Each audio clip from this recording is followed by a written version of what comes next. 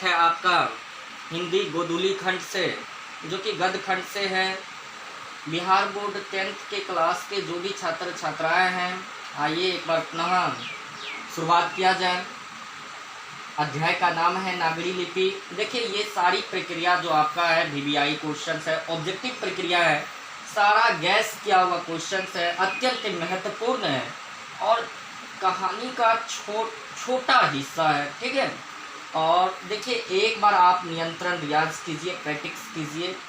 लक्ष्य जितना बड़ा होता है, जीत उतनी शानदार होती है। ये रामबाण सारी VBI और बिहार बोर्ड में सबसे बड़ी दिलचस्प बात यह है, खुशी की बात यह है कि पढ़ना क्या है, छोड़ना क्या है, यह मालूम होनी चाहिए। आइए चैप्टर प्रारंभ करते हैं। नाम है नागरी लिपि और सबसे पहले जो पॉइंट आता है वह है कौन सी विधा है। निबंध आपका है, कौन लिखा है? गुणाकर मूले जी, जिसका जन्म 1935 ईस्वी में, जो कि महाराष्ट्र में, मतलब यूँ कहा जाए मुंबई में हुआ था, जिसकी मृत्यु 2009 ईस्वी में मृत्यु हो गई थी। काल के गाल में समा गए थे और टकसाल का संबंध जो था वह सिक्का से था, जो कि गुप्त कालों से ही चली आ रही थी।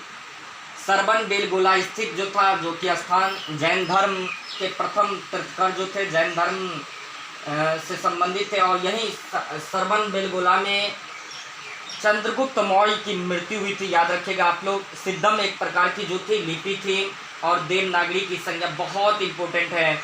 काशी, जो कि आपका काशी जो है यूपी उत्तर प्रदेश में, ये सारी प्रक्रिया ऑब्जेक्टिव अभी VBI आप लोग अगर राइटिंग जो कि लिखावट अगर साफ साफ नहीं दिख रहा हो तो आप सुन के उस तरह से रियाज करके अभ्यास करके आप कॉपी में अंकित कर सकते हैं। उसके बाद जो पॉइंट है, हिंदी के आदि कवि सरहद पाठ जी को कहते हैं।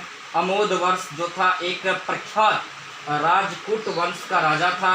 मिहिर भोज की जो भाषा थी प्रयाग से लाया गया था, वह संस्कृत, जो कि मंत्रों का उच्चारण, स्तुति, विनती जो भी हो, हमारी द्वितीय भाषा भी संस्कृत में है। बेतमा दामपत्र जो स्थित था, कहाँ स्थित था? बेतमा एक जगह का नाम है, वह इंदौर के पास था। उत्तर भारत की विशेष स्थापत्य कला, 3 प्रकार की कला है, याद रखिएगा। नागर शैली, द्रविड़ शैली और धूसर शैली, ठीक है। वह आपका जो है नागर शैली उत्तर भारत से रिलेटेड है, संबंधित है। नागरी लिपि का जो प्रारंभ था 8वीं सदी से 11वीं सदी, कभी कभी 11वीं सदी भी ऑप्शन में विकल्प में पूछ देता है, घबराने वाली बात नहीं है। गुप्तों की राजधानी जो बनाई थी वह देवनगर, जो कि स्थान का नाम है। और गुणाकर मूले, यहाँ इंपॉर्टेंट है, गुणाकर मूले कितना निबंध लिखा था? वो 2500 से अधिक। बहुत महत्वपूर्ण प्रश्न है। भारतीय लिपियों की कहानी गुणाकर मूले जी लिखे हैं। दक्षिण भारत की लिपि, ये भी इस बार का सवाल है, 2020 में पूछी थी, ठीक है। दक्षिण भारत की लिपि जो थी नंदी नागरी लिपि और बेतमा दामपत्र का जो समय था 1020 ईस्वी। हिंदी भाषा की लिपि देवनागरी को कहते हैं, ठीक। इसमें देवनागरी भाषा में अत्यंत भाषा भी लिखी जाती है, हिंदी, नेपाली, संताली, ठीक है, याद रखिएगा। और विजयनगर शासक की जो लिपि थी नंदी नागरी, बहुत इंपॉर्टेंट है, जो कि दक्षिण भारत से भी थी। और अक्षर कथा जो लिखा है वह गुणाकर मूले। ये सारी प्रक्रिया आपका ऑब्जेक्टिव का रामबाण है। तो कॉन्सेप्ट एक बार माजरा आप क्लियर रखिएगा, एकदम पूरी तरह से घबराने वाली बात नहीं, भय भी नहीं करो।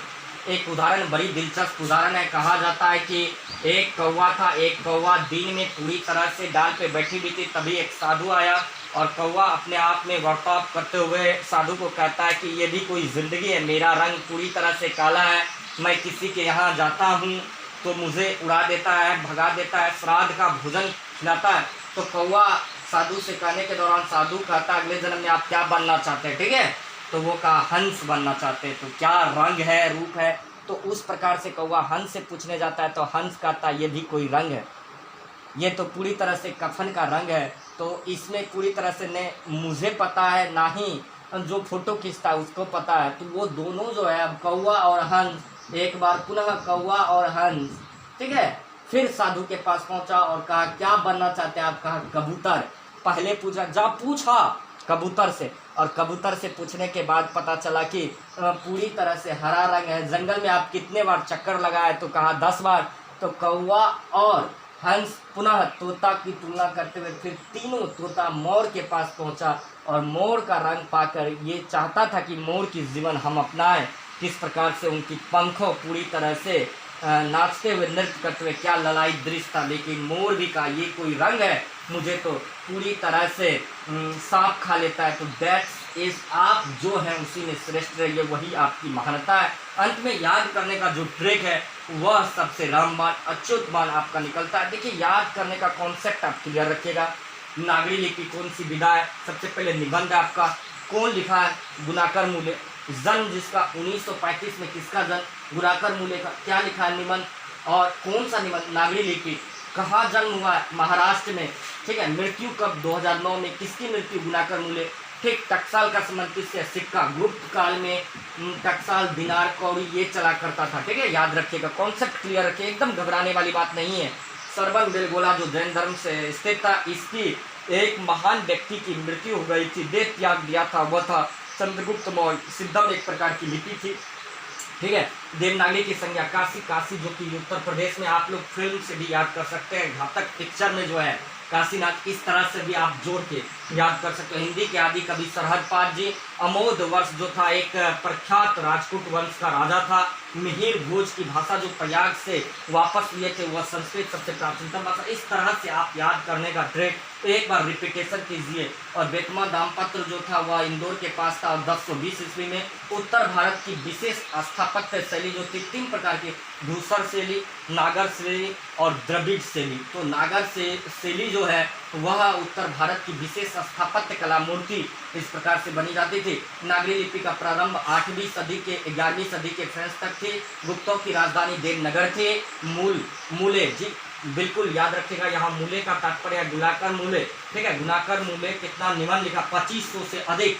ठीक है, और भारतीय लिपियों की कहानी इनकी प्रमुख कृति थी, और इन्हीं से ही नागरी लिपि की जानकारी मिलती है। बेतमा दामपत्र इससे पहले 1020, और हिंदी भाषा की लिपि देवनागरी। ठीक है, इसमें नेपाली, संथाली इत्यादि भाषा बोली जाती है, अर्थात लिखी जाती है।